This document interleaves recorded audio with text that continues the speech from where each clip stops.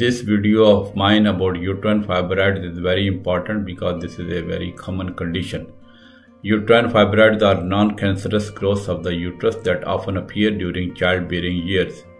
Also called leiomyomas or myomas, uterine fibroids are not associated with increased risk of uterine cancer and almost never develop into cancer. Fibroids range in size from seedlings, which are undetectable by the human eye, to bulky masses that can distort and enlarge the uterus. You can have a single fibroid or multiple ones. In extreme cases, multiple fibroids can expand the uterus so much that it reaches the rib cage and can add weight. Many women have uterine fibroids sometime during their lives, but you might not know you have uterine fibroids because they often cause no symptoms. Your doctor may discover fibroids incidentally during a pelvic exam or prenatal ultrasound. Now let me tell you the symptoms of fibroids. Many women who have fibroids do not have any symptoms. In those that do, symptoms can be influenced by the location, size and number of fibroids. In women who have symptoms, the most common signs and symptoms of uterine fibroids include heavy menstrual bleeding, menstrual periods lasting more than a week, pelvic pressure or pain, frequent urination, difficulty emptying the bladder, constipation, backache or leg pains. Rarely a fibroid can cause acute pain when it outgrows its blood supply and begins to die. Fibroids are generally classified by their location. Now I'll tell you the three types of fibroids. The first type is intramural fibroids, which grow within the muscular uterine wall. The second type is submucosal fibroids, which bulge into the uterine cavity. And the third type is subserosal fibroids, which project to the outside of the uterus, as you can see in the picture which I am posting in this video. All of my videos are important not only for listening but also for watching, because I usually post videos along with my talks, in a sequence, so that you can understand the disease very well. Okay. You should see your doctor if you have pelvic pain that does not go away, overly heavy or prolonged or painful periods, spotting or bleeding between periods, difficulty emptying your bladder, unexplained low red blood cell count, which is anemia, which can be a problem in fibroids because it may bleed. You should seek prompt medical care if you have severe vaginal bleeding or sharp pelvic pain that comes on suddenly. On my channel with BP, I have already posted a video about heavy vaginal bleeding, that is menorrhagia. You can watch that video also. Okay. Now let me tell you the causes. Doctors do not know the cause of uterine fibroids, but research and clinical experience point to some factors which I should tell you. Genetic changes. Many fibroids contain changes in genes that differ from those in normal uterine muscle cells. Hormones. Estrogen and progesterone, the two hormones that stimulate development of the uterine lining during each menstrual cycle in preparation for pregnancy, appear to promote the growth of fibroids. Fibroids contain more estrogen and progesterone receptors than normal uterine muscle cells do. Fibroids tend to shrink after menopause due to a decrease in hormone production. Other growth factors. Substances that help the body maintain tissues such as insulin-like growth factor may affect fibroid growth. Extracellular matrix. ECM is the material that makes cells stick together like mortar between bricks. ECM is increased in fibroids and makes them fibrous. ECM also stores growth factors and causes biological changes in the cells themselves. Doctors believe that uterine fibroid develop from a stem cell in the smooth muscular tissue of the uterus, which is known as myometrium. A single cell divides repeatedly, eventually creating a firm, rubbery mass distinct from nearby tissue. The growth pattern of uterine fibroids vary. They may grow slowly or rapidly, or they may remain the same size. Some fibroids go through growth spurts and some may shrink on their own. Many fibroids that have been present during pregnancy shrink or disappear after pregnancy as the uterus goes back to a normal size. Now I should tell you the risk factor. There are few known risk factors for uterine fibroids other than being a woman of reproductive age. Factors that can have an impact on fibroid development include race. Although any woman of a reproductive age can develop fibroids, black women are more likely to have fibroids than are women of other racial groups. In addition, black women have fibroids at younger ages, and they are also likely to have more or larger fibroids along with more severe symptoms. Hereditary. If your mother or sister had fibroids, you are at increased risk of developing them.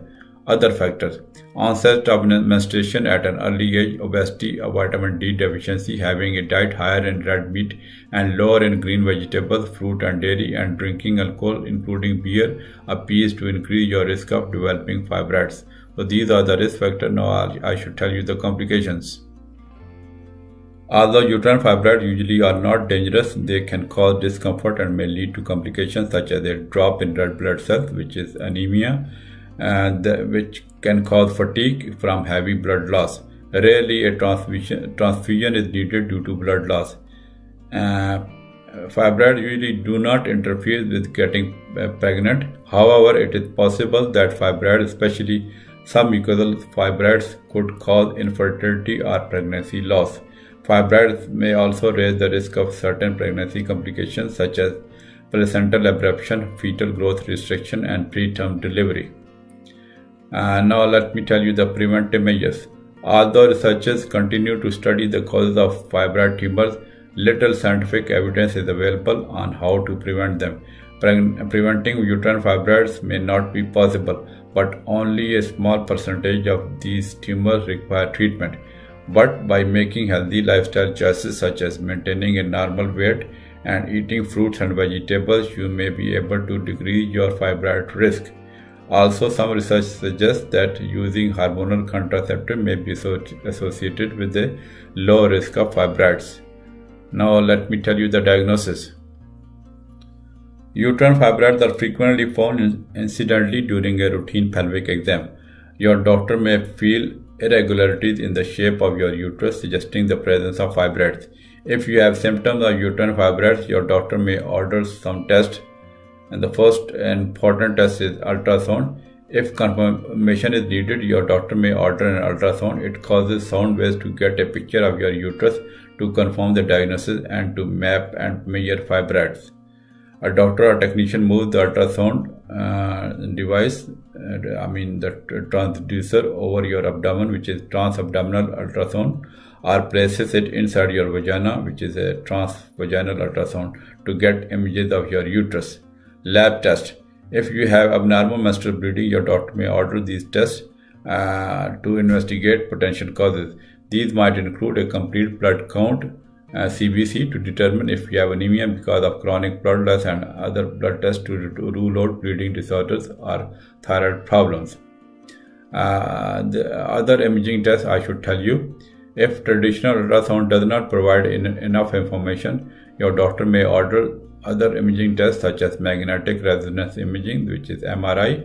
This imaging test can show in more detail the size and location of fibroids, identify different types of tumors, and help determine appropriate treatment options. An MRI is most often used in women with a large uterus or in women approaching menopause. Okay. The other test is hysterosonography. This test uses saline infusion sonogram.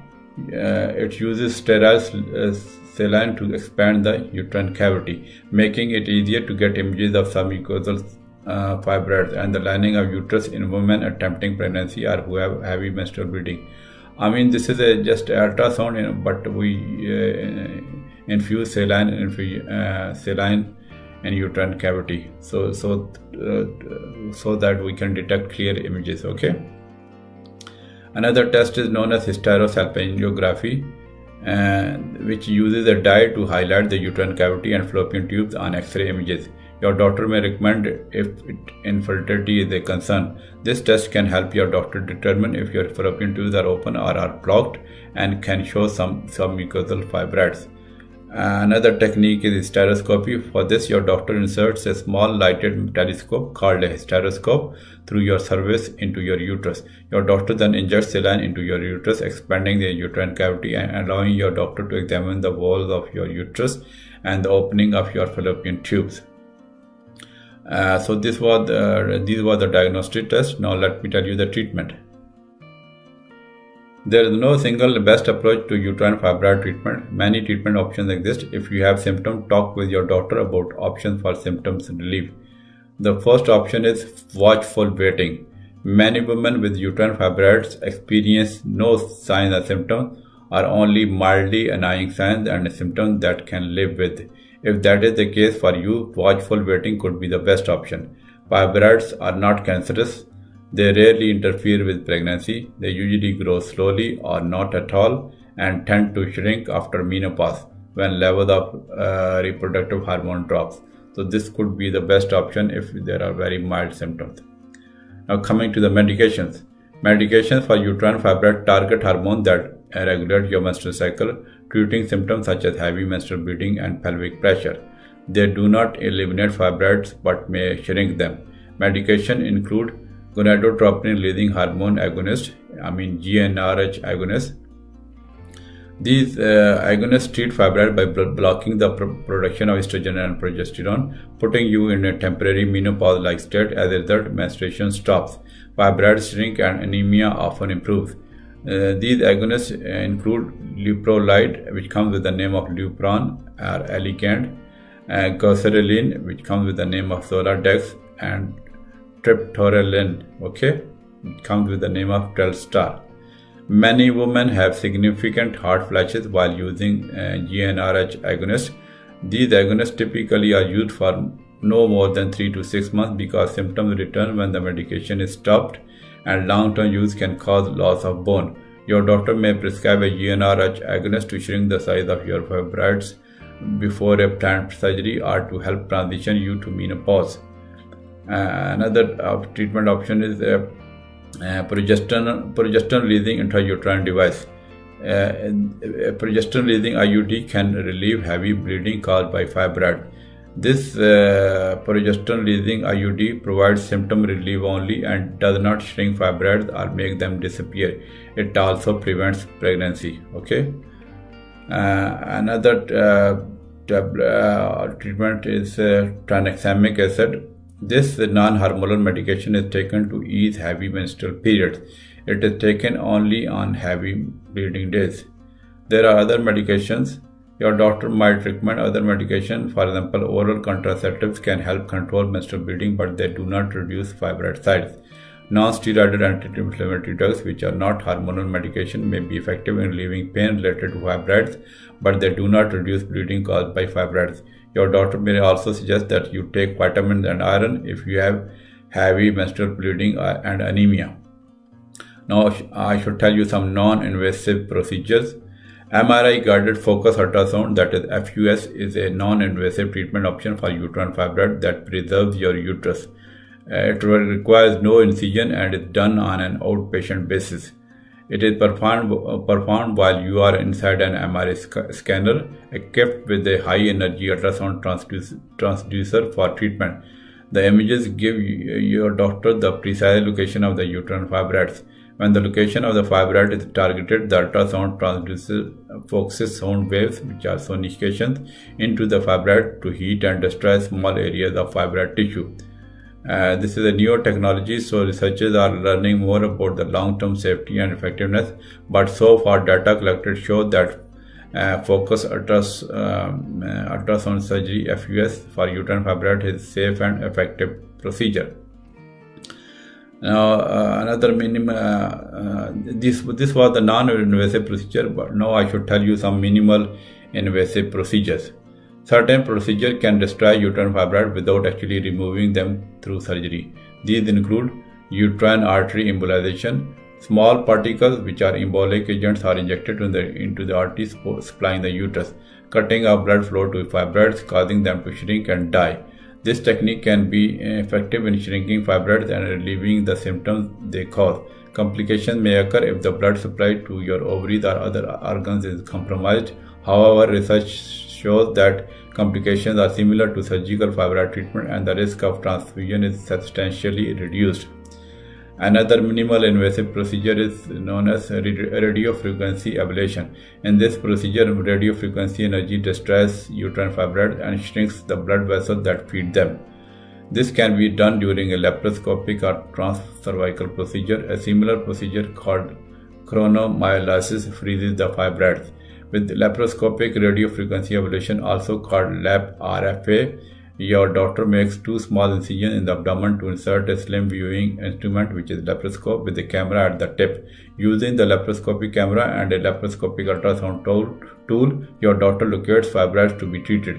After locating a fibroid, your doctor uses a specialized device to deploy several small needles into the fibroid.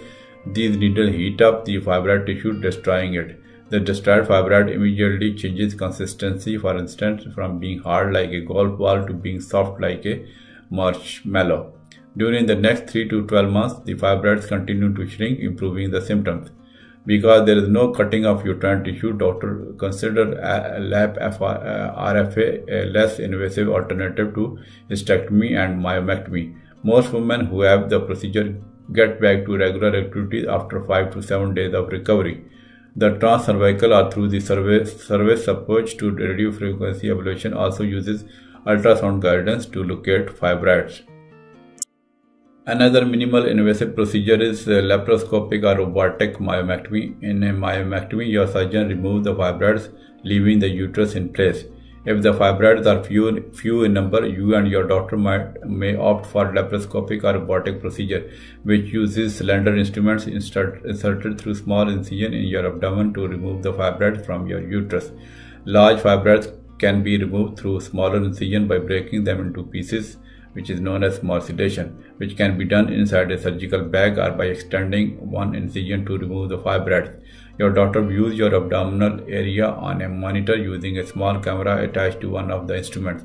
Robotic myomectomy gives your surgeon a magnified 3D view of your uterus, offering more precision, flexibility, and dexterity than is possible using some other techniques. Another minimal invasive procedure is known as hysteroscopic myomectomy. This procedure may be an option if the fibroids are contained inside the uterus, which are submucosal. Your surgeon assesses and removes fibroid using instruments inserted through your vagina and cervix into your uterus. Endometrial ablation. This treatment, performed with the specialized instruments inserted into your uterus, uses heat, which is microwave energy, hot water, or electric current to destroy the lining of your uterus, either ending menstruation or reducing your menstrual flow. Typically, endometrial ablation is effective in stopping abnormal bleeding. Some mucosal fibroids can be removed at the time of hysteroscopy for endometrial ablation, but this does not affect fibroids outside the interior lining of the uterus. Women are not likely to get pregnant following endometrial ablation, but birth control is needed to prevent a pregnancy from developing in a fallopian tube, which is ectopic pregnancy. With any procedure that does not remove the uterus, there is the risk that new fibroids could grow and cause symptoms. Now I should tell you the traditional surgical procedures. Options for traditional surgical procedures include abdominal myomectomy. If you have multiple fibroids, very large fibroids or very deep fibroids, your doctor may use an open abdominal surgical procedure to remove the fibroids. Many women who are told that hysterectomy is their only option can have an abdominal myomectomy instead. However, scarring after surgery can affect future fertility. Hysterectomy. This surgery, which is the removal of the uterus, remains the only proven permanent solution for uterine fibroids. But hysterectomy is major surgery. Hysterectomy ends your ability to bear children. If you also elect to have your ovaries removed, the surgery brings on menopause and the question of whether you take hormonal replacement therapy. Most women with uterine fibroids may be able to choose to keep their ovaries. Morcellation during fibroid removal. Morcellation, which is a process of breaking fibroids into smaller pieces, may increase the risk of spreading cancer. If a previously undiagnosed cancerous mass undergoes morcellation during myomectomy, there are several ways to reduce that risk, such as evaluating risk factor before surgery, morcellating the fibroid in a bag, or expanding an incision to avoid morcellation. All myomectomies carry the risk of cutting into an undiagnosed cancer, but younger premenopausal women generally have a lower risk of undiagnosed cancer than do older women. Also, complications during open surgery are more common than the chance of spreading an undiagnosed cancer in a fibroid during a minimal invasive procedure. If your doctor is planning to use modulation, discuss your individual risk before treatment. The Food and Drug Administration, that is FDA, advises against the use of device to modulate the tissue, that is power modulator, for most women having fibroids removed through myomectomy or hysterectomy. In particular, the FDA recommends that women who are approaching menopause or who have reached menopause avoid power modulation. Older women in or entering menopause may have a higher cancer risk, and women who are no longer concerned about preserving their fertility have additional treatment options for fibroids. If you are trying to get pregnant or might want to have children, then hysterectomy and endometrial ablation won't allow you to have a future pregnancy. Also, uterine artery embolization and radio frequency ablation may not be the best option if you are trying to optimize future fertility. Having a full discussion of the risks and benefits of these procedures with your doctor. If you, you should discuss the risks and benefits of these procedures with your doctor if you want to preserve the ability to become pregnant. Before deciding on a treatment plan for fibroids, a complete fertility evaluation is recommended if you are actively trying to get pregnant. If fibroid treatment is needed and you want to preserve your fertility, myomectomy is generally the treatment of choice. However, all treatments have risk and benefit. Discuss these with your doctor. For all procedures except hysterectomy, seedling, the tiny tumor that your doctor does not detect during surgery could eventually grow and cause symptoms that warrant treatment. This is often termed the recurrence rate. And new fibroids which may or may not require treatment also can develop. Also, some procedures such as laparoscopic or robotic myomectomy, radiofrequency ablation, or MRI-guided focus ultrasound surgery may only treat some of the fibroids present at the time of treatment. So this was my video about fibroids. I hope you like this video. If you have question about fibroid, or if you are suffering from any other illness, please post your comments in the comment section of this video. And if you are suffering from any other disease, you can tell me and I will try to make a video about that illness. And if I do not find a time, then I'll try to reply to your comments as soon as possible. Okay. Until now, if you haven't subscribed my channel, please subscribe it now and click the bell icon so that all upcoming videos are delivered to your inbox straight away. And if you think that my video provides some sort of benefit, even if it is little bit benefit, then please do not forget to give a thumbs up to this video. That will give me encouragement to make more useful videos such as this one. And also do not forget to share my videos to others through social media such as Facebook and Twitter.